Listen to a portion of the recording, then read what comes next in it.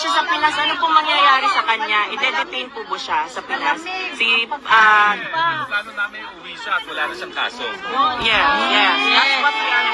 Ang dami na po naglabasan dun sa atin sa kalsada. Anong masasabi niyo sa kanila?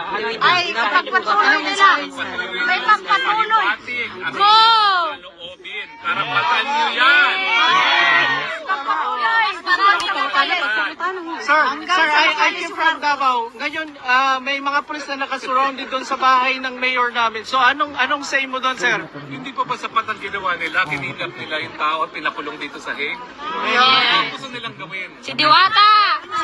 Gusto pa ba nila na pulbusin talaga ang lahat ng Duterte? You're a previous member of the Council of It's the not ICC scripted. before, right? Hanggang ngayon. Okay. Now. Pwede po ba nag-violate ng Rule 59 ng Gusto ko muna maiuwi ang presidente. Okay.